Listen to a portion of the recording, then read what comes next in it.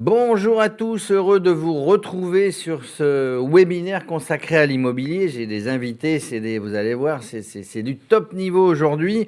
Nous allons aborder un thème qui est important pour les agents immobiliers, le thème de la sécurisation des revenus locatifs. Et c'est pour ça qu'on vous a fait venir, messieurs. On se trouve dans une crise importante immobilière, une inflation galopante qui a un petit peu tendance à stagner pour l'instant, mais on ne sait pas où on va. Et pour ça, nous avons réuni sur ce plateau trois légendes de l'assurance loyer impayé. Avec nous, Ilan Eldecave. Bonjour. Salut Ilan, DG de Montespan Assurance et Conseil. À ma droite, Éric Durand, fondateur d'une société, EOD. Bonjour à tous, ouais. Consultant, évidemment. Des assureurs et des courtiers d'assurance. Pour des assureurs, des courtiers d'assurance. Et à sa droite, Gérard Deré. Bonjour Gérard. Bonjour. CEO de Mila Assurance, donc qui connaît bien le sujet. Alors pour commencer, on va essayer de planter le décor, si vous le voulez bien, avec Ilan. Aujourd'hui, voilà, on a des données macroéconomiques qui sont ce qu'elles sont et qui ont forcément un impact sur les loyers. Tout à fait.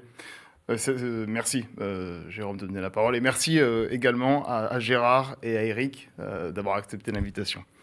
Il est important, en effet, comme tu disais, de planter le décor pour que on puisse ensuite avoir des échanges sereins et qui puissent être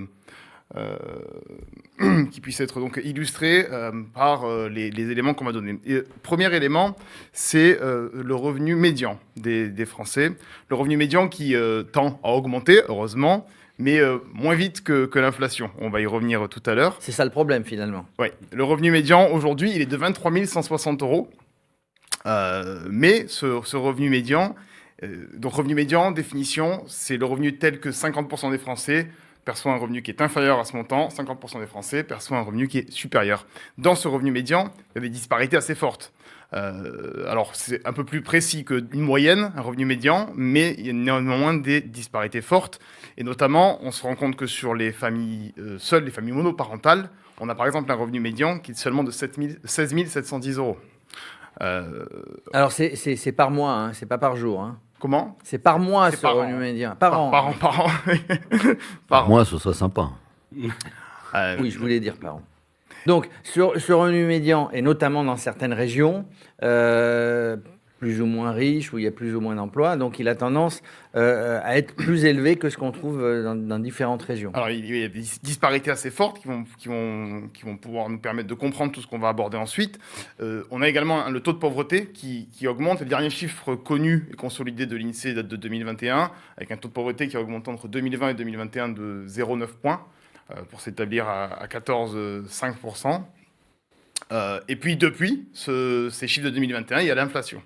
Alors l'inflation, effectivement, tu l'as dit, et je le disais en préambule, elle a augmenté depuis 2021.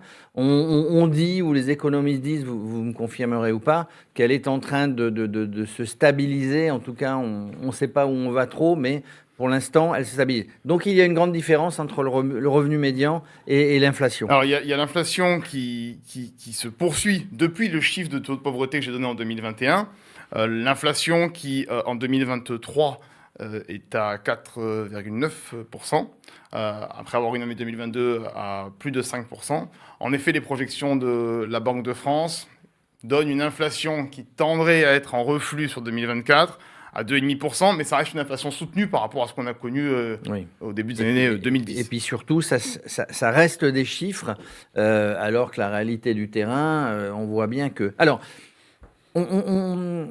on a posé ce décor-là, donc le revenu médian, l'inflation, le taux d'inflation. Quelle est la part du loyer qu'un couple ou une personne seule consacre à chaque mois dans son budget mensuel ?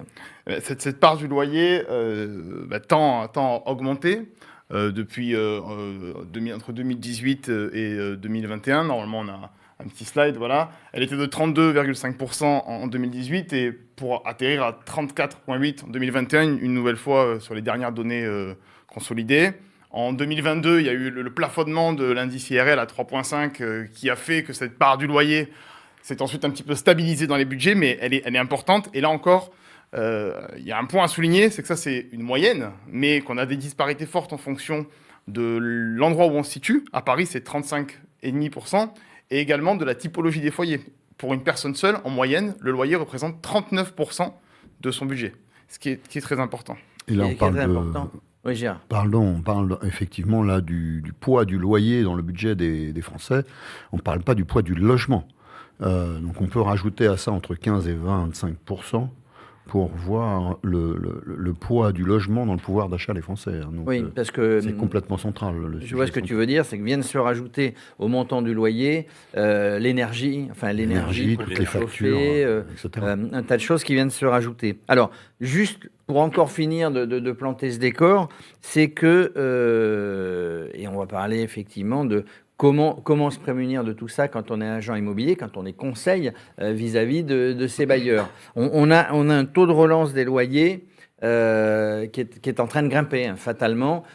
Vous dites qu'effectivement, le revenu médian baisse, l'inflation est en augmentation, une part des loyers qu'on consacre à son budget qui est en augmentation, et on se trouve aujourd'hui avec des relances, hein, ce qu'on appelle les relances quand on ne paie pas son loyer, qui est en train d'exploser.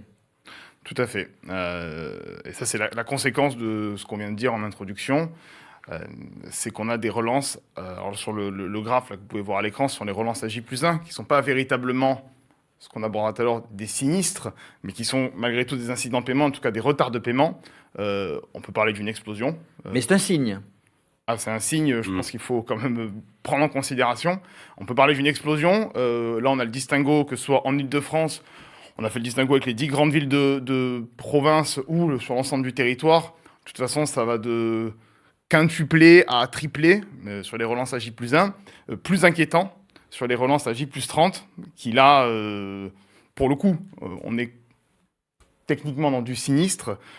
On est passé de 1,25 en 2020 à 3,75 en 2023. Ça veut dire que ça a explosé, hein, vous le voyez, vous qui nous regardez. Tiens, j'en profite, vous pouvez nous poser des questions au fur et à mesure, on tâchera d'y répondre, les amis qui nous regardez. Donc ça a complètement explosé. Et évidemment, quand on se trouve dans une situation comme celle-ci, il faut prendre des décisions. Le rôle de l'agent immobilier, avec qui vous êtes en contact, hein, vous journellement, et l'administrateur de biens, agent immobilier, administrateur de biens, c'est de conseiller ses clients. Pour conseiller ses clients, il faut avoir les bons outils. Alors, Eric, le contexte du marché aujourd'hui, il est ce qu'il est, mais on va tâcher de le décrire parce que tu es consultant, tu le connais bien. Le parc locatif en France, il se compose de quoi? Quel est le pourcentage d'appartements en location par rapport aux biens immobiliers qu'on trouve sur tout le pays? Alors, on a un parc locatif en France qui est à peu près 12 millions 500 000 logements, avec un parc privé, un parc public. Donc le parc public 5,2 millions, et c'est pas ce parc qui est travaillé par les assureurs, hein, les assureurs spécialisés en GLI notamment. Le parc privé, c'est 7,5 millions de logements, répartis 65% gérés par des propriétaires bailleurs. Et 65% quand même qui ne font pas appel à un administrateur de biens. Qui vont prendre des solutions type caution solidaire, caution simple, garantie visale, voilà. Tout ce qui existe, oui. Et on a à peu près 35% de ce marché qui est administré et géré par des administrateurs de biens. Alors, c'est ce marché-là qui nous intéresse aujourd'hui. C'est ce marché qui nous intéresse. Je voudrais juste revenir sur tout à l'heure, parce que Ilan me parlait de du pouvoir d'achat, et c'est vrai que ça a une incidence également sur la rotation du parc. Hein. Pourquoi ? Parce que on s'aperçoit que le turnover, hein, la rotation du parc, hein, sur le parc social, 8 à peu près, 8-9%, 25% sur le parc privé, mais il a changé depuis 2 ans. Hein. On s'aperçoit que les gens restent davantage dans leur logement, ils n'accèdent pas à la propriété, hein, puisque c'est un tremplin, on va dire, hein, la location. Tout le monde aspire à être chez lui propriétaire d'un logement.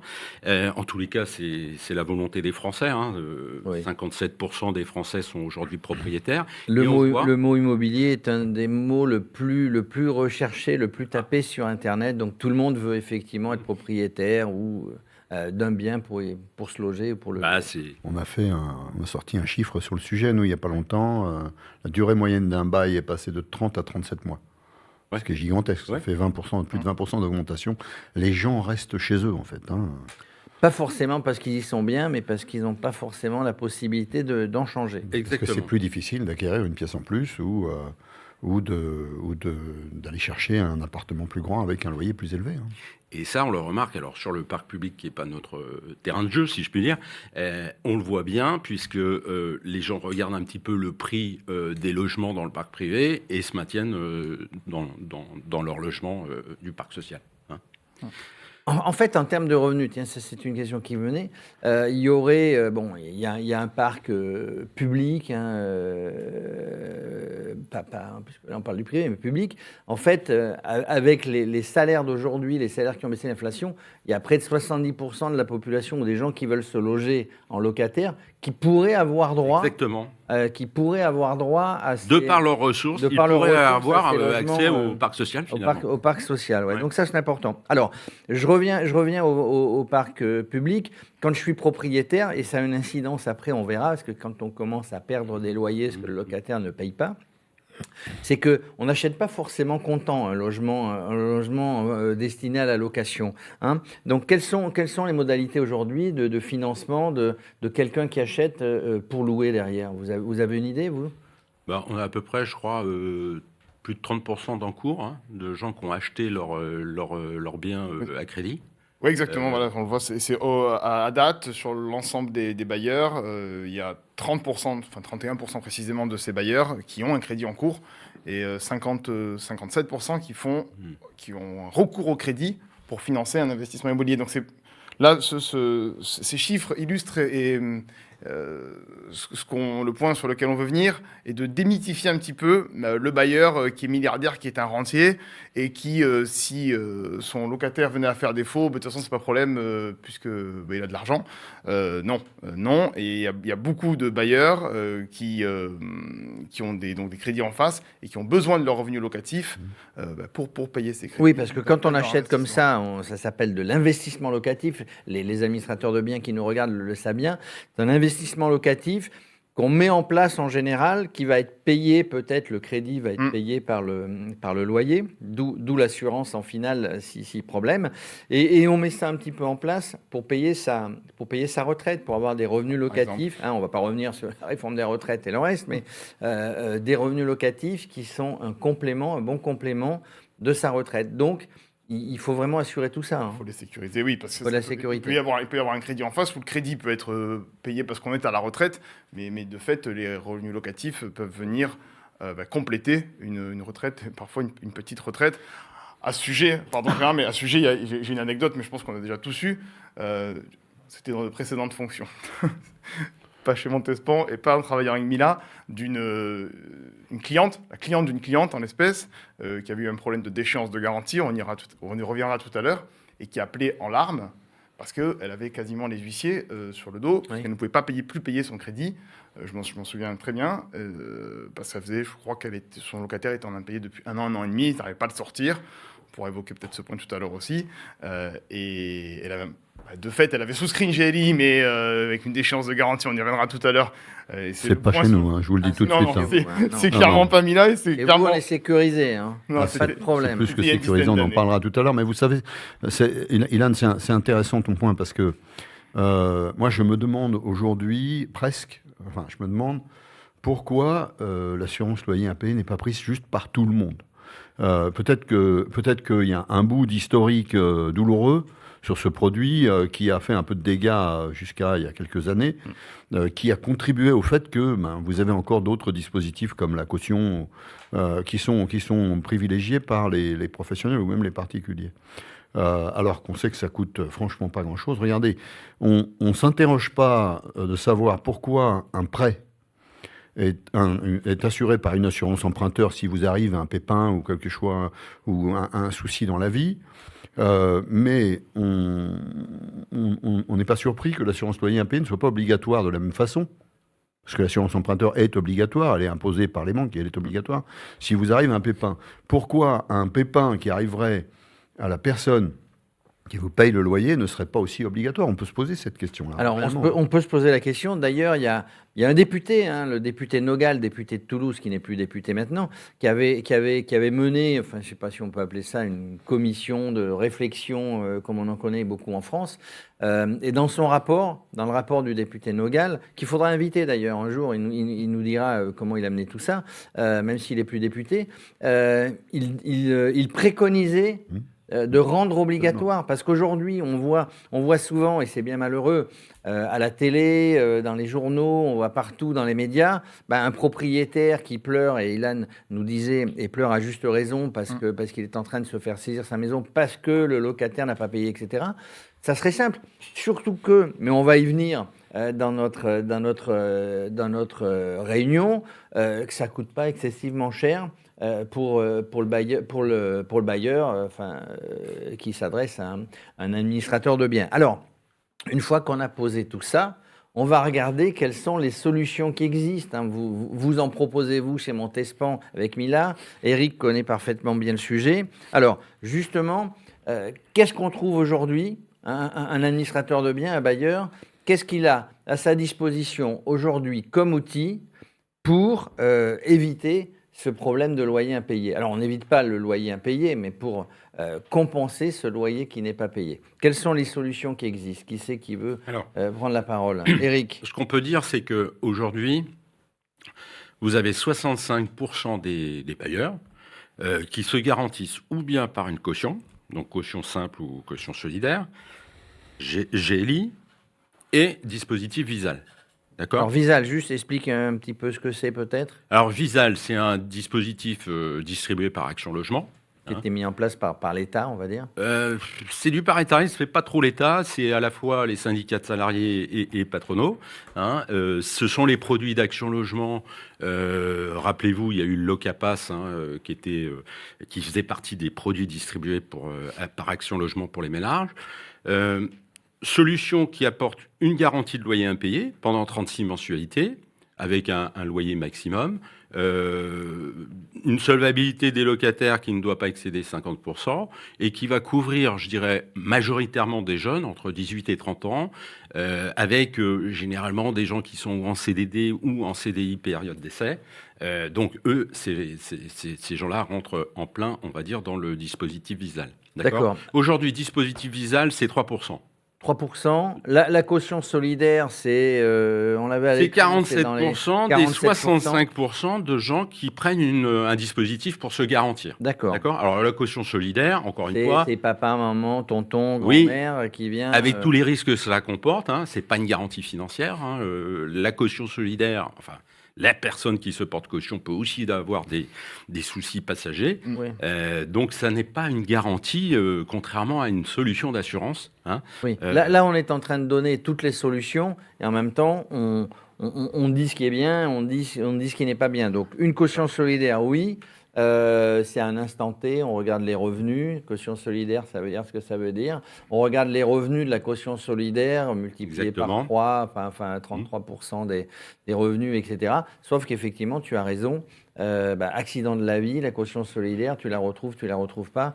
Ça c'est défaillante. C'est un vrai problème. Pourtant, c'est ce qui est le plus utilisé. Hein. Exact. Oui. Mais si vous voulez, le problème numéro 1 de la caution solidaire, c'est que, les deux premiers problèmes, on mesure pas le taux d'endettement entre guillemets d'une caution qui a lui-même son loyer, qui a peut-être lui-même des crédits, qui a peut-être lui-même des situations, des charges, peu importe lesquelles. Ça c'est la première chose. Et la deuxième, c'est que quand on prend une caution solidaire, quand on est une agence immobilière ou un bailleur et qu'on prend une caution solidaire, on ne s'exonère pas de devoir s'occuper soi-même de son problème d'impayé. Sauf que vous allez avoir 2 interlocuteurs et non un seul. Donc vous avez quand même plus de chances de recouvrer et de revenir à des situations moins stressantes, mais des situations plus heureuses de paiement du loyer. Mais ça reste, vous restez face à une problématique de loyer impayé, une procédure à mener, des délais légaux que l'on connaît à rallonge, etc., etc. Et donc vous êtes face à votre problème tout seul. Et pourtant, c'est la solution qui est privilégiée par par les acteurs dans l'immobilier aujourd'hui. Alors, Et c'est un peu le propos d'Ilan tout à c'est le l'heure. propos d'Ilan. Alors, il y a des solutions. La solution naturelle, et d'il y a très longtemps, puisque c'est resté dans les mœurs, avant la GLI n'existait pas, Visa n'existait pas, c'était de cautionner, encore une fois, on est parents, on va cautionner ses enfants, etc. Mais le monde a un petit peu évolué, hein, on l'a dit, ça comporte, Ilan, cette caution solidaire, plus d'inconvénients finalement que d'avantages. Mais c'est celle qui est naturellement mise en On place. peut considérer, oui, surtout que, comme le disait Gérard à l'instant, il y a une vraie difficulté de temporalité avec la caution. Bon, une part, elle peut être défaillante, mais même la caution est solvable, le temps d'aller actionner la caution, et on y viendra tout à l'heure sur justement comment se passe un sinistre en loyer impayé, et notamment avec Mila, mais le temps d'aller actionner une caution, même si elle est solvable, et le temps que le bailleur, du coup, et de fait, puisse percevoir ses loyers, il y a peut-être quelques mensualités de crédit qui se passent. Alors, il y a des mensualités de crédit. Et surtout, juste, excusez-moi, et on en reviendra tout à l'heure sur la GLI, c'est que, quelle que soit la caution solidaire, la GLI, le reste qui a été mis en place, l'administrateur de biens a des délais, quand il y a un loyer qui est impayé, il y a tout un process à mettre en place, et là, justement, mais on y reviendra, on n'a pas fini avec cette caution solidaire. Je vais passer la parole à Gérard. Quand on a la GLI, on est bien entouré, on est accompagné, hein, mais on y reviendra tout à l'heure. Mais juste, Jérôme, tu soulevais un point tout à l'heure. Tu disais, avant, on accompagnait son enfant et on était sa caution. Mais rien en fait, on parle là d'une situation particulière qui existe encore aujourd'hui, qui n'empêche pas la GLI d'ailleurs, qui est que son enfant quitte le logement familial pour aller s'installer. Il est souvent étudiant ou apprenti. Et là, on peut très très bien cumuler une GLI avec une caution. Le problème de la caution... On peut cumuler les deux. À condition seulement pour des étudiants et des apprentis. Voilà, c'est pas pour les autres. Hein. Pour ça que je voulais C'est la loi préciser. Boutin de 2009 qui a imposé ça. Ça commence à dater un peu maintenant et on continue à subir cette loi, mais c'est un autre débat, ça. Excusez-moi. Juste le problème de la caution, c'est pas l'existence de cette caution. Elle avait un rôle important. Elle était importante pour permettre aux enfants de partir du logement familial et pour s'installer, pour s'émanciper, pour avoir leur chez eux. Le problème, si vous voulez, c'est que l'utilisation de cette caution a complètement, pardonnez-moi du mot, mais dérapé. Parce qu'aujourd'hui, vous avez un couple en CDI qui a 35 ans et 2 enfants et qui demande la caution de ses parents ou de ses grands-parents ou de son oncle et de sa tante ou d'amis. C'est pas ça le bon usage d'une caution solidaire. Et tout ça, en plus, vous me confirmez, vous avez bien plus l'habitude que moi, c'est invérifiable. Enfin, les documents qui vont être donnés... Alors, on y reviendra tout à l'heure par rapport à la GLI, mais les documents doivent être vérifiés, mais... On est un petit peu dans le flou parfois. On en parlera. Il y a beaucoup d'outils qui ont été mis en place. Nous, on a mis beaucoup de technologies derrière pour pouvoir vérifier. On peut vérifier les documents d'une caution solidaire de la même façon qu'on vérifie les documents d'un locataire en titre. Mais ça reste complètement approximatif en matière de pouvoir d'achat. Alors, oui, on y reviendra. Hein. C'est un petit peu plus tard, et on va dire comment vous, notamment chez Mila, vous y prenez pour vérifier tous ces dossiers. Ce qui est important. Alors, on a dit la caution solidaire, le dispositif Visal peut utiliser, en tout cas dans le public, et en face. Eh bien, on a la GLI, la garantie de loyer impayé, qui, normalement, alors soit inversée, soit pas inversée, Eric, tu vas nous en parler, qui, normalement, est ce qu'il y a de mieux pour sécuriser nos administrateurs, nos biens et nos bailleurs. Alors, aujourd'hui, le marché, on va dire, sur les administrateurs de biens, hein, les professionnels de l'immobilier, on considère qu'il y a à peu près 20% des lots gérés, un peu moins de 20% des lots qui sont assurés, hein, des lots gérés assurés. Je fais juste une parenthèse. Le marché des particuliers, c'est moins de 5% de lots assurés. Hein, juste pour bien constater que la garantie loyer impayé diffusée, plus sur les professionnels, mais comme tu le dis Gérard, n'a pas pris sa place. En fait, on voit bien que ce chiffre-là n'a pas évolué depuis 25 ans. Hein. Pour tout vous dire, on a vu des choses évoluer. Hein. Moi, je dirais qu'il y a 4 grands moments chez les assureurs GLI. Allez, 1980, c'est la création de la garantie loyer impayé par la FNAIM, qui a apporté justement sa contribution. Après les années 80, on a un petit peu le marché du développement et de la policitation. Alors je dis policitation parce que chez les assureurs qui ont diffusé des produits de protection juridique à cette époque-là, c'est comme ça qu'on diffusait largement l'assurance. Après, on a eu une période de flottement avec les dispositifs GRL, GUL, rappelez-vous, qui ont un petit peu endormi un petit peu ce marché-là. Et puis, on est arrivé dans une période de disruption. Ça, c'est 2010-2015, pour faire simple, avec des néo-assureurs qui se sont positionnés en B2B, apportant des solutions, on va dire à la fois sur de l'analyse de documents, de la certification. Alors justement, la certification, parlons-en. À cette période-là, on a un marché où les assureurs sont complètement décorrélés du marché. Pourquoi ? Parce que les assureurs apportent une garantie a posteriori, c'est-à-dire qu'ils vont aller vérifier la solvabilité du dossier locataire au moment du sinistre. D'accord ?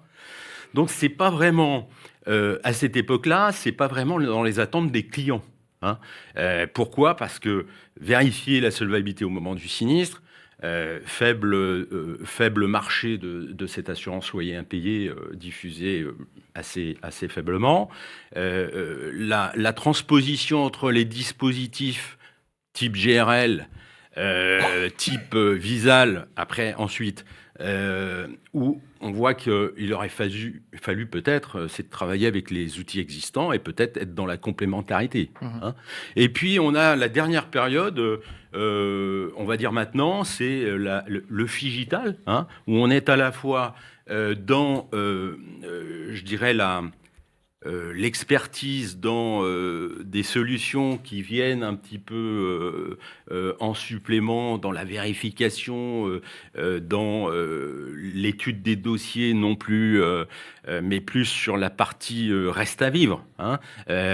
Pourquoi ? Parce qu'on voit aujourd'hui que le marché des salariés n'est plus le même.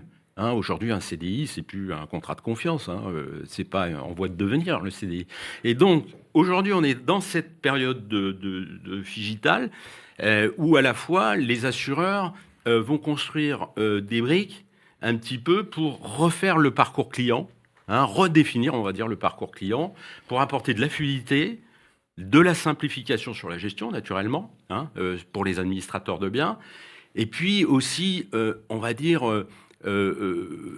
vérifier si on n'est pas en présence de dossiers de fraude, alors etc. Ça, c'est grâce. On y reviendra un petit peu après. C'est grâce aux outils qui sont à notre disposition, aux outils qui sont à la disposition des compagnies d'assurance, des courtiers, qui sont à la disposition des administrateurs. Comment ? Qu'ils ont créé. Qu'ils ont créé, évidemment. À la disposition. Pas à disposition tout de suite, Jérôme. Il faut les fabriquer. C'est 10 développeurs chez nous. Non, mais qu'aujourd'hui, vous les avez développés. On ne les a pas trouvés sur le marché, donc vous les avez développés. On y reviendra. Avant ça, je voulais quand même revenir un petit peu sur la GLI, faire la différence entre GLI inversé et GLI inversé. C'est que le locataire qui paye un pourcentage du montant du loyer, qui va avoir peut-être les mêmes garanties, on n'en sait rien, vous allez nous le dire, vous allez nous le confirmer, Gérard. Et la GLI inversée d'un côté, et si le locataire paye, ça vient en surplus du montant du loyer, c'est surtout pas déductible des revenus locatifs, puisque bon, il paye, alors qu'en face, on a la GLI, la vraie GLI, je vais l'appeler comme ça, où le propriétaire, sur un taux peanut par rapport aux enjeux finaux, si le locataire ne paye pas le loyer, voilà, une garantie de loyer impayé, que le propriétaire va payer mensuellement, et qui seront déductibles des revenus locaux. Mais moi, je voudrais juste, on va parler de la GLI inversée si vous voulez, mais je voudrais juste rajouter un petit point sur ton point de l'histoire de la GLI, Eric, si tu me permets. Bien sûr. Moi, je rentre complètement par hasard sur ce marché il y a une quinzaine d'années. Et je regarde un peu le sujet de manière dubitative au départ. J'étais courtier au départ. Et après 3-4 ans de rentrer dans ce marché, je dis juste, mais c'est plus possible. On ne peut pas travailler comme ça en disant, on va vérifier le dossier locataire a posteriori. C'est pas possible. Et je n'irai pas plus loin sur mes propos de l'époque qui étaient un peu excessifs, et donc on lance à l'époque la certification en opposition avec ce que proposaient les assureurs de l'époque, qui était l'agrément. Et l'anecdote que je voulais vous raconter, c'est que je mets 2 ans, en tant que courtier à l'époque, à trouver un assureur qui veut bien que je certifie les dossiers avant la signature du bail. Je mets 2 ans à trouver cet assureur. 2 ans. Et je lance cette certification qui n'existait pas à l'époque. Et ça a commencé à être un bouleversement sur ce marché-là. Et ça a permis, je pense, pardonnez-moi cette immodestie, mais ça a permis, je pense, de changer de fonctionnement par rapport à la GLI. Et tout ça nous ramène encore une fois à l'expérience de ton bailleur dont tu parlais, Ilan, au départ, qui est qu'on ne peut pas imaginer de faire une déchéance de garantie. Ça n'est pas possible. Ça n'est pas possible. C'est pour cette raison qu'on certifie le dossier locataire avant la signature du bail. C'est pour ça qu'on a fait bouger ce marché, et c'est d'ailleurs aussi pour ça que nous, on a créé Mila. C'est pour ne plus avoir à voir des bailleurs qui se retrouvent dans des situations. C'est la triple peine. 1, le loyer n'est pas payé. 2, ça va leur coûter une fortune. Et 3, ils doivent payer leur crédit. C'est la triple... Et le 4e, qui est probablement le pire de tous, c'est que l'assurance a été payée. Donc, avoir une déchéance de garantie, c'est juste impossible. C'est inadmissible. C'est inadmissible. Et c'est peut-être ce changement de paradigme au milieu des années 2010 qui fait que l'assurance loyer impayé prend sa légitimité. Et qui fait qu'aujourd'hui, presque 10 ans plus tard, ça n'a aucun sens de ne pas prendre une assurance loyer impayé. Au début des années 2010, on se décide de préférer la caution solidaire plutôt que l'assurance loyer impayé parce qu'on n'est pas sûr qu'on va être couvert. On va payer l'assurance, mais on n'est pas sûr qu'on va être couvert. Et je peux l'entendre, je peux le comprendre. Mais aujourd'hui, il y a des outils technologiques, des promesses embarquées et réelles et concrètes qui font que l'assurance loyer impayé est réellement le meilleur dispositif de très très loin pour sécuriser ses revenus et son pouvoir d'achat de très très loin. En gros, autour de cette table, on est bien d'accord, on ne comprend pas pourquoi un bailleur ou un administrateur de biens qui va gérer tout ça ne le propose pas, ou en tout cas ne l'impose pas à son bailleur. Alors, juste pour terminer, ce que c'est, etc., Ilan, vous, chez Montespan, donc, vous proposez évidemment des assurances GLI adossées à des assurances, évidemment, aux administrateurs de biens qui travaillent avec vous, alors à des tarifs défiant toute concurrence. Il n'y a aucune raison, il n'y a aucune raison de s'en passer par rapport aux enjeux. Non, aucune. Et pour compléter le propos de Gérard, nous, chez Montespan, c'est la raison pour laquelle on s'est tourné vers Mila il y a maintenant 2 ans et demi. C'est que pour moi, j'ai connu la GLI il y a une dizaine d'années également. J'ai connu des expériences en tant que collaborateur dans ceux qui sont maintenant des confrères, des expériences fâcheuses avec des déchéances de garantie. Et en tant que directeur, dépositaire de l'entreprise, il était absolument impensable d'avoir affaire à des déchéances de garantie, parce que des déchéances de garantie peuvent engager la responsabilité des administrateurs de biens, d'une part. Et ça, pour moi, c'était inimaginable. Et c'est la raison pour laquelle, au moment où Mila a sorti les solutions et est venue sur le marché, on ne s'est pas posé la question une seule seconde de ne pas travailler avec une compagnie comme Mila. Mais aujourd'hui, puisque vous êtes au contact... Sur la certification. Avec la certification. Avec la certification, on va y revenir, avec les outils qui sont mis à disposition. Oui. Mais aujourd'hui, quand vous avez en face de vous un administrateur de biens, parce que votre business, votre boulot, c'est d'aller vendre cette GLI auprès des administrateurs de biens, quelles sont les réticences? Qu'est-ce qu'ils vous disent aujourd'hui pour se défendre? Enfin, ils ne sont pas accusés. Ce sont des habitudes qu'il faut modifier. Je vais pas utiliser le mot casser, mais qu'il faut changer, si vous voulez. Mais vous savez, ce que je trouve intéressant, parce que j'ai souvent des confrères courtiers à toi qui me demandent de faire des rendez-vous avec eux. Donc je fais des rendez-vous avec eux, avec des administrateurs de biens. Et ce que je trouve intéressant, c'est de ne pas parler à l'administrateur de biens, de ne pas lui parler de sa garantie, mais c'est de lui parler de son argument commercial pour capter du mandat. C'est simple, c'est très simple. quand vous prenez une assurance loyer impayé qui est bien faite comme celle de Mila, vous pouvez promettre à votre administrateur de biens que son loyer sera toujours payé, premièrement, et qu'il sera toujours payé avant son crédit. On reboucle avec ce qu'on disait au tout début sur les problématiques de pouvoir d'achat et les problématiques d'endettement des propriétaires bailleurs. Le loyer sera toujours payé et il sera toujours payé avant que le crédit ne tombe sur le compte. Parce qu'on paye toujours et on paye tout de suite. J'exagère un peu le tout de suite parce que c'est pas vraiment tout de suite, c'est en 48 heures. Mais on paye extrêmement vite et on paye toujours. C'est ça le sujet de l'assurance loyer impayé. Vous voulez que... moi, je suis un fervent partisan de voir cette assurance enfin prendre sa place sur ce marché.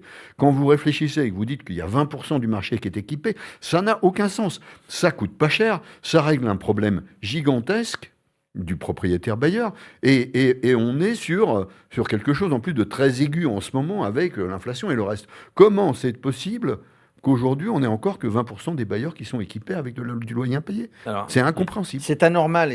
Oui, vous avez raison. Pour moi, c'est qu'un sujet de réputation. C'est un sujet de réputation, donc il faut prendre son bâton de pèlerin, c'est ce que vous faites, c'est ce que vous faites, c'est ce que vous faites, et aller convaincre, avoir un pitch, vous, quand vous vendez vos produits auprès de l'administrateur de biens. Alors, je voulais, avant de venir aux outils, puisque là, il y a des outils qui vont sécuriser le process dès le départ, avec la certification du dossier, etc., etc., et il faut bien dire que voilà, qu'est-ce qu'on peut avoir? Vous avez cité tout à l'heure des exemples. Le loyer qui n'est pas payé. On peut aussi avoir la détérioration à la fin, une fois qu'on a réussi à faire expulser et où vous allez accompagner juridiquement, le bailleur et l'administrateur de biens. Et puis après, il y a vacances. Est-ce que tout ça, c'est pris dans la GLI quand vous proposez une GLI? Oui, on couvre, si vous voulez, on couvre tous ces éléments-là. Mais moi, je ne ferai jamais de fausses promesses. Jamais. Il y a deux choses que l'on fait extrêmement bien, trois, c'est le loyer et les charges. La dégradation immobilière, le problème de la dégradation immobilière, si vous voulez, qui est une petite garantie qui est comprise. Quand même, quand on a un appartement c'est très, très ou une clair. maison. Et c'est déceptif, c'est très très clair. Et moi, je ne ferai pas de fausses promesses. Donc, le loyer, on le couvre toujours et extrêmement vite. Extrêmement vite. Pour être honnête, on pourrait même le couvrir instantanément. On ne le fait pas pour des raisons raisons de sécurité des systèmes d'information. Mais on couvre extrêmement vite. Donc, le loyer, à condition que le process ait été bien respecté. Mais le process, il est extrêmement rodé. Je pourrais vous parler des systèmes qui ont été mis en place. Mais là, c'est 10 développeurs, ce sont des plateformes, c'est un responsable de l'UX, etc. Alors, quand je disais à condition que le process soit respecté, par l'administrateur de biens qui a bien envoyé les lettres recommandées. Non, on ne demande plus les lettres de recommandées, les lettres de mise en demande. demeure. Va bien, en avant la musique. Il n'y a plus d'incertitude, c'est ça le sujet. Alors évidemment, si un administrateur de biens fait absolument n'importe quoi, ou un bailleur fait absolument n'importe quoi, évidemment, on va finir par avoir des problèmes. Mais on est complètement rentré à l'intérieur, si vous voulez, de la chaîne de valeur du métier de l'administrateur de biens, pour qu'il n'ait rien d'autre à faire que d'appuyer sur un bouton et de nous dire « il n'a pas payé ». Ça déclenche. Ça déclenche. Le dossier a été vérifié, etc., etc. Mais je voudrais revenir sur ta question sur les garanties, Jérôme. Parce que, à nouveau, le problème de ce produit, c'est qu'il y a trop de fausses promesses qui ont été faites pendant des années. Le loyer est parfaitement couvert. C'est fait, ça. C'est fait. C'est une vraie promesse très forte. Et c'est pas une promesse, c'est un engagement. Parce qu'on connaît la promesse des assureurs. C'est pas l'Arlésienne. Ça, c'est la première chose. C'est pas l'Arlésienne, ni une promesse d'assureur. C'est un engagement. La deuxième chose, que l'on couvre extrêmement bien, sans limite, sans franchise, sans carence, ce sont les frais. Et les frais, ça peut grimper très vite. Engagé, oui. Et c'est sacrément urticant quand vous avez un loyer impayé, en plus d'avoir à payer un huissier, un avocat, je ne sais quoi d'autre. Ça, ce sont les deux choses qu'on couvre extrêmement bien. La vacance locative, c'est quelque chose qui est très encadré, qui a fait de très très gros dégâts il y a une quinzaine d'années au sein des assureurs. Donc, on couvre, mais avec un dispositif extrêmement simple, avec une franchise très claire et une durée courte. Ça, c'est trois dispositifs qui ne peuvent pas être déceptifs, pas du tout. Et après, il y a la dégradation immobilière, et elle peut être déceptive si l'administrateur de biens n'explique pas correctement à son bailleur ce qui est réellement couvert. Et moi, je vais être assez direct. La dégradation immobilière, ce n'est pas une garantie qui permet à un bailleur de refaire son logement entre deux locataires. Oui. Faut pas exagérer, non. Et il faut pas. Non, mais c'est pas qu'il faut pas exagérer. Moi, je veux bien la faire, mais ça va pas être ça les tarifs. On est Un assureur, d'accord, oui. je veux Donc, dire, Donc, donc, le maître mot, c'est de ne pour pas faire de fausses promesses et de dire exactement la c'est- vérité dès le mais départ. c'est le cœur du sujet si on veut que l'assurance loyer impayé prenne toute sa place. Il faut faire une promesse qui est conforme à son engagement. C'est ça le sujet. Le sujet, c'est qu'il y a eu trop de dégâts de réputation sur ce produit, pour plein de raisons. Et le dernier point, pardon, excuse-moi Jérôme, ce que je veux juste préciser, c'est qu'une dégradation immobilière, c'est simple. Ça couvre le sol, les murs et les plafonds, avec de la vétusté, et uniquement sur des dégradations liées aux locataires. Donc c'est très, très, très limité. C'est très limité. Eric, d'accord sur le sujet? Ah, absolument, ouais, non, je pense que c'est une garantie un peu compliquée parce que je pense qu'on ne l'explique pas suffisamment quand on a un bailleur. Hein. Exactement. On a trop tendance à dire vous serez indemnisé pour les loyers impayés et puis en plus vous serez couvert pour les détériorations de votre logement. Je pense que ça, c'est vraiment des choses à mettre clairement, à expliquer que effectivement, comme le dit Gérard, parce qu'une garantie valeur à neuf, moi j'ai étudié ça il y a quelques années, mais c'est une question de coût. Hein, encore une fois. Justement, dire dans la ventilation de la prime, ce que représente la part de la prime liée à la dégradation immobilière. Peut-être. Ah bah c'est simple, 0,1, 0,2. Voilà. Oui. Alors la prime, c'est quoi? 2 aux alentours de... Oui. Oui. La prime, elle est comprise entre 1,8 et 3%, pour faire simple. Et à l'intérieur de cette prime, c'est 0,1, 0,2 qui est dédié à la dégradation immobilière. C'est vous dire à quel point cette garantie ne pèse pas grand-chose.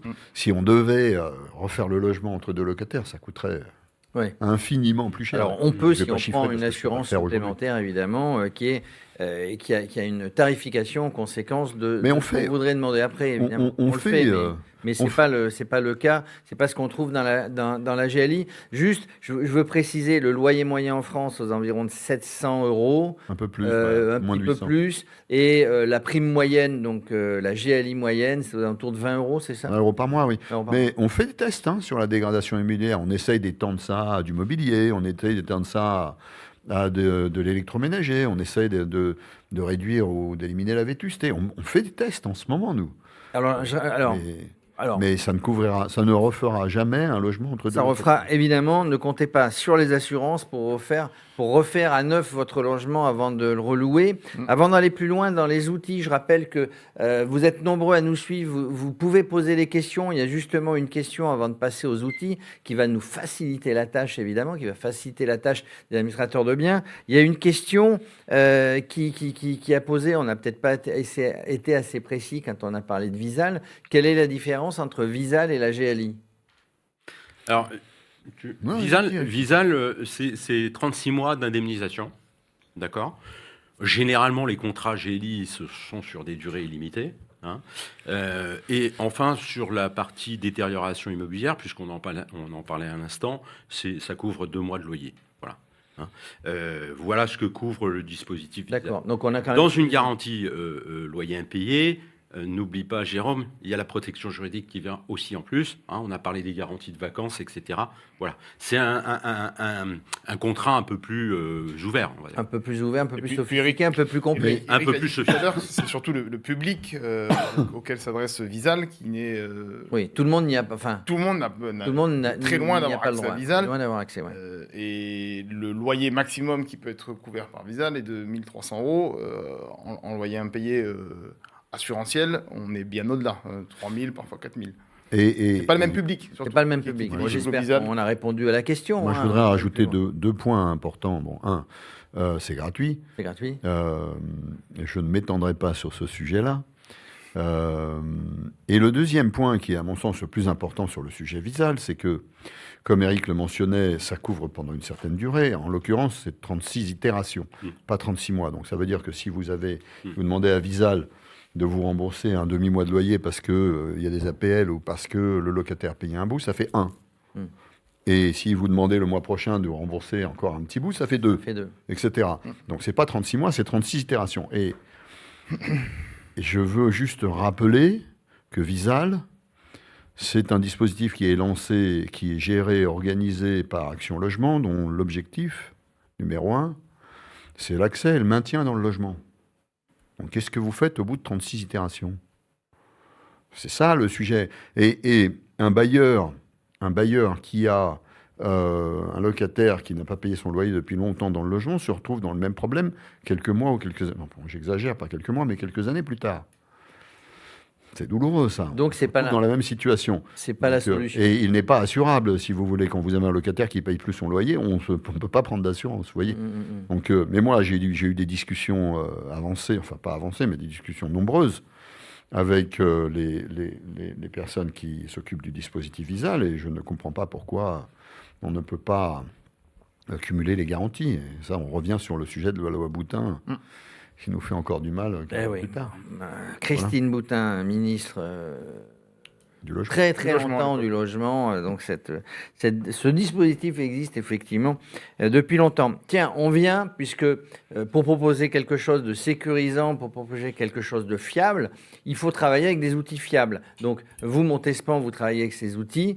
Mila, c'est Mila qui les met à disposition, évidemment, mais vous les transmettez à l'administrateur de biens. On parle de l'intelligence artificielle. C'est qu'aujourd'hui, on peut traiter, on peut certifier des dossiers, on peut grâce à l'intelligence artificielle, être en avance et dire ce dossier n'est pas bon, on va le refuser, etc. C'est ça ? Oui. Si vous voulez, je pense qu'il ne faut pas résumer ça à l'intelligence artificielle. C'est étrange parce qu'on pourrait imaginer que l'intelligence artificielle, c'est l'alpha et l'oméga de la technologie. Alors je dis que l'intelligence artificielle va nous aider. Je n'ai pas dit qu'elle faisait tout le boulot. Même en matière de technologie, si vous voulez, il ne faut pas résumer ça à l'intelligence artificielle. Il y a plusieurs sujets autour des outils que l'on a bâtis chez Mila. Il y a des sujets d'OCR, c'est-à-dire de lecture de documents inertes pour en faire de la data. Je vous prends un exemple concret. Lire automatiquement un bulletin de salaire ou un avis d'imposition ou une pièce d'identité, c'est quelque chose qu'on sait faire chez Mila, qu'on sait faire réellement. Il y a beaucoup de gens qui le promettent, il y a peu de gens qui le font vraiment. On a mis beaucoup de ressources et beaucoup de mois et de transpiration pour pouvoir lire des documents automatiquement. Ça, c'est la première chose. Donc ça, c'est de l'OCR, c'est pas de l'IA. Oui. La deuxième chose, c'est le machine learning.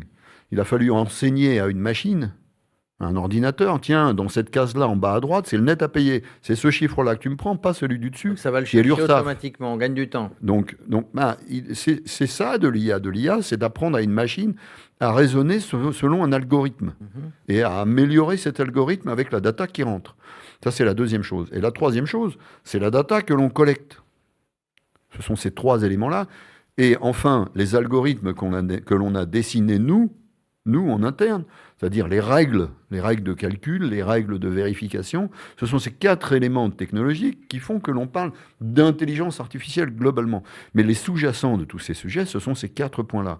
De l'OCR, du machine learning, de la data et de l'algorithmique. Tout ça, c'est l'intelligence artificielle mise à disposition par Mila de nos clients. Voilà. Dans la transmission sécurisée en termes de données, et qui respecte évidemment le RGPD. Hein. Ah oui, j'allais dire, c'est bien de transmettre les documents par mail. Tout ça est bien compatible. Mais merci Eric de préciser ce point-là. Tout ça est bien compatible RGPD. Alors, non, mais c'est plus important que ça. Pardonne-moi, j'aurais dû commencer par là. C'est pas juste que c'est compatible RGPD, c'est qu'on ne peut plus imaginer maintenant d'envoyer des dossiers locataires par mail à droite à gauche. C'est pas possible. On peut pas se retrouver avec des bulletins de salaire. Et encore, jusqu'à il n'y a pas si longtemps, il y avait aussi des RIB. Alors le RIB est interdit maintenant dans le dossier locataire, mais on peut plus se permettre ce genre de choses. D'ailleurs, Mila est en train de bâtir en ce moment des plateformes pour permettre aux locataires d'aller déposer directement leur dossier. On en parlera certainement dans les prochains mois, Ilan, avec plaisir. On bâtit des plateformes pour faire en sorte qu'il n'y ait plus de dossiers locataires qui circulent, qui traînent avec un ensemble de règles de suppression, d'archivage extrêmement courtes. En gros, on vient déposer chez Mila, Montespan intermédiaire, on vient déposer son dossier locataire sur le net, il n'y a pas effectivement des envois de mails sur une plateforme. Tout ça est certifié. On parle là de tout un certain nombre de documents, on ne va pas tous les citer, mais on parlait d'avis d'imposition, de salaire, de pièces d'identité. Pourtant, tout ça est réputé infalsifiable. Je dis ça avec un peu d'humour, mais tout ça est réputé infalsifiable. Donc, il y a une analyse derrière. Ah non, mais moi, je peux vous raconter des anecdotes très surprenantes, si vous voulez. Vous avez des acteurs qui ont pignon sur rue, qui vous font des faux dossiers, pignon sur rue, Oui. qui vous fabriquent des vrais faux dossiers, si vous voulez. D'ailleurs, il y a quelques acteurs du marché qui ont poussé de très jolies innovations récemment en allant chercher de la data, de l'open data directement à l'URSSAF ou en open banking ou ce type d'outils. C'est smart, c'est ça l'avenir. On va aller chercher ce type de data directement pour éviter d'échanger des documents. Donc maintenant, pour revenir sur votre question, documents infalsifiables, bon... Mettre la main sur un logiciel comptable pour faire une fiche de paye, malheureusement, c'est accessible à beaucoup, qui n'ont pas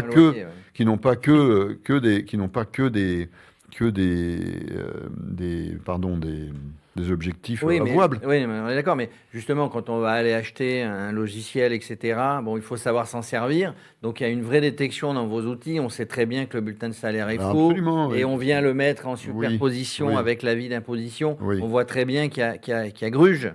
Ça gruge, mais vous savez, c'est toujours le même jeu. C'est le jeu du chat et de la souris.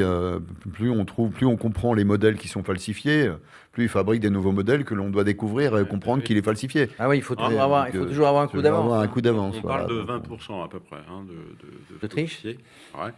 Alors essentiellement des jeunes, puisque évidemment, quand on est jeune, on a plus de mal à se loger.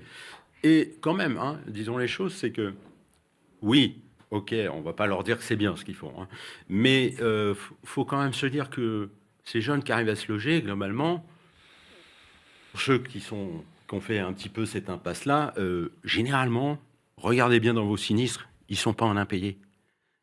Moi, ce qui m'intéresserait... C'est pas les tricheurs qui sont en impayés. Il faut... Je dirais pas ça. Je dirais... Opposition à Madrid. Non, mais on pourrait discuter. Moi, j'ai personne qui m'a mis des chiffres concrets. On sait qu'il y a à peu près 20% de faux dossiers.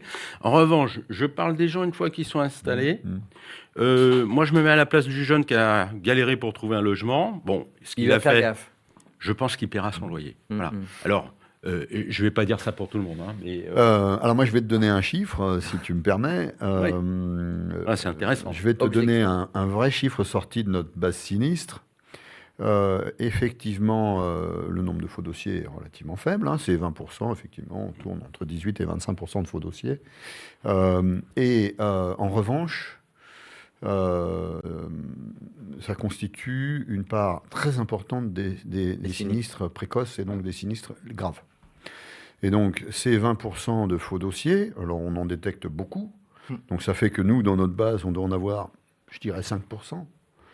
Et au moment des sinistres, ça pèse 40% du sinistre.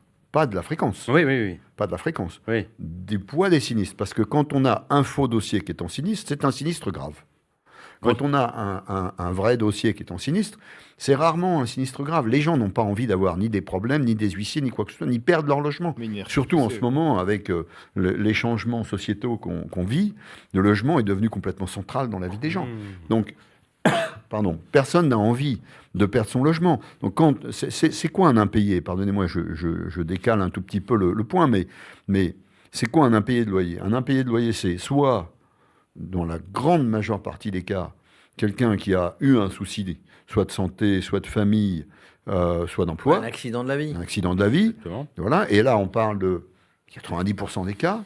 Et dans 10% des cas, vous avez des habitués du système, des professionnels de l'impayé, donc on n'est que sur 10% des impayés, si vous voulez. Donc on est sur un cas très très à la marge. Si vous regardez toute la population des gens qui se logent, c'est 1 pour très très peu. Et juste pour terminer ce point-là, par contre, ce 10% de nos impayés, qui sont des gens qui ont des faux dossiers, des spécialistes de la triche, entre guillemets, pèsent 40% des sinistres. Donc ça, c'est mesuré. La proportion. C'est ce qu'on a mesuré. Mais ça veut dire qu'avec les outils, puisqu'on revient sur les outils, et Ilan, les outils que vous utilisez chez Montespan en collaboration avec Mila, c'est que logiquement, ce 10% dont Gérard nous parle devrait petit à petit diminuer, sauf que parce que vous avez un coup d'avance avec les outils. Ah non, mais attendez, on va éliminer ce sujet des faux dossiers.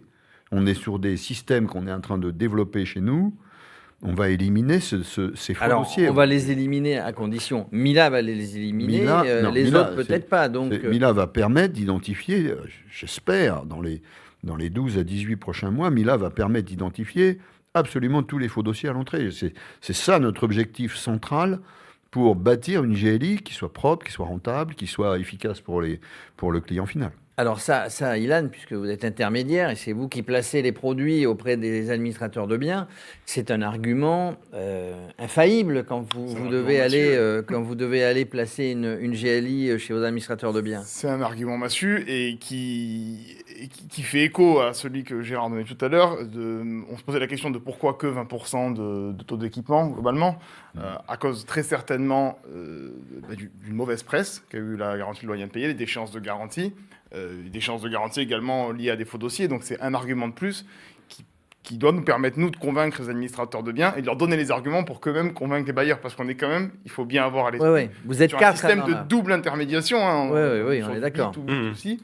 Il y a l'assureur, le courtier, l'administrateur de biens et le bailleur. Le bailleur au bout qui décide quand même s'il veut prendre un mandat avec GLI ou sans GLI. Pardon, Ilan, une précision.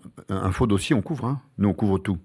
Je veux pas qu'il y ait de malentendus. C'est pas parce qu'on découvre que le dossier est faux au moment du sinistre qu'on paye pas. Nous, on paye tout. Que le dossier soit juste, faux, quoi qu'il arrive, on paye. Du moment où vous êtes engagé, c'est un bon engagement, c'est le principe de l'engagement. Vous êtes engagé dès le départ, donc vous couvrez. Par contre, vous faites en sorte que ça ne se reproduise pas. C'est le rôle d'un assureur. Et quelque chose de très apprécié également des professionnels, qu'on n'a pas évoqué, c'est le temps dans lequel Mila est capable de délivrer un agrément, une certification en l'espèce définitive sur l'éligibilité d'un locataire grâce à tous les outils. Parce que, grosso modo, il y a quelques années, c'était plutôt de l'agrément, c'était fait physiquement à la mano par des gens, donc ça prenait un temps monumental. Aujourd'hui, Mila, en 6 heures maximum, peut dire le candidat locataire est certifié. Il est bon, il est certifié. Alors justement, il nous reste peu de temps pour terminer, 4 minutes, même pas. C'est le processus des règlements. Mais vous l'avez abordé tout à l'heure, tu l'as abordé Gérard, en disant, chez nous on paye et en plus ça va vite. Alors, j'ai envie de vous dire, on paye toujours et on paye tout de suite. Bon, on n'a pas poussé à ce point-là, on n'a pas fait le tout de suite, mais c'est presque tout de suite. Deux choses, la temporalité des services que l'on fournit est complètement centrale parce qu'on rentre à l'intérieur du métier de nos clients. Donc il ne faut pas qu'on les interrompe dans leur geste de mise en location, dans leur geste de gestion, etc. Il faut qu'on soit quasiment en temps masqué par rapport à leur travail. Ça, c'est la temporalité est complètement centrale dans notre métier d'assureur et de courtier. Comment paye-t-on? C'est très simple. On va prendre un exemple, c'est la meilleure façon de faire les choses. Vous avez un locataire qui n'a pas payé son loyer en janvier. L'administrateur de biens va pouvoir payer sur sa plateforme Mila, va pouvoir déclarer le sinistre en 10 secondes. Et j'ai dit 10 secondes, pas 10 minutes, 10 secondes. Il va pouvoir déclarer le sinistre en 10 secondes sur la plateforme à partir du 1er février quand il veut. Le 1, le 2, le 5, le 8, quand il veut. Ils déclarent ça. Alors, beaucoup déclarent au tout début du mois. Et ils ont raison. On veut qu'ils le déclarent de manière le plus précoce possible. Parce que nous, on recouvre les loyers derrière. Plus vous allez voir le locataire tôt et plus vous allez recouvrer des loyers. Donc, on adore les déclarations précoces. La fréquence n'a aucune incidence parce qu'elle coûte rien. Puisqu'elle est complètement digitalisée, la problématique de la fréquence n'est pas un problème. Mais donc je reprends mon exemple. Loyer impayé en janvier. L'administrateur déclare le 5 février. Le 7 février, Mila va payer janvier et février. Donc en février, on paye février.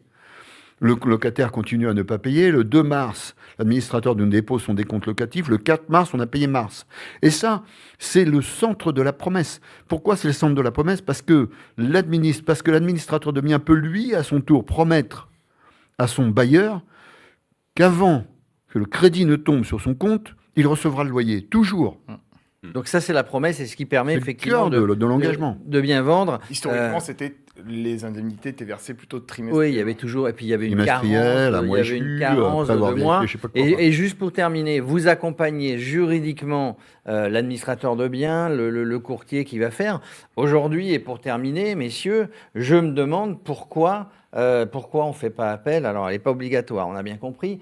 Pourquoi on ne fait pas plus souvent appel pour un enjeu qui est énorme, une prime, allez, on va dire moyenne de 2%, qui, je le rappelle, déductible, voilà, qui, je le rappelle, est déductible des revenus locatifs. Pourquoi, messieurs, ne me donnez pas une réponse, hein, mais ça fera peut-être l'objet d'un prochain webinaire. Pourquoi, administrateur de biens, pourquoi bailleur, vous ne faites pas appel à un courtier en assurance, Montespan, à Mila, pour couvrir vos loyers? Vous avez vu, on a tenté de vous le démontrer pendant 7 heures, enfin 1 heure pendant 7 heures, ça aurait été beaucoup trop long, mais on a tenté de vous démontrer qu'il n'y avait aucune raison de ne pas prendre cette GLI déductible, un montant peanuts par rapport à l'enjeu et le loyer impayé qui va en découler. Moi, personnellement, je ne sais pas si vous, derrière vos écrans, vous avez été convaincus, mais moi, j'ai été convaincu. Eux, ils l'étaient, évidemment, nos 3 invités. Mieux. Il ne reste plus qu'à remercier Montespan, Ilan, d'avoir organisé ce webinaire. Gérard et Eric, donc, parfaitement au fait de ce sujet, ils connaissent bien. Il nous reste à vous remercier, il vous reste à prendre une GLI, d'appeler évidemment Montespan si vous êtes administrateur de biens, vous avez envie d'en savoir plus, évidemment, les équipes de Montespan sont à votre disposition. Merci, messieurs. Merci. Merci beaucoup. Merci.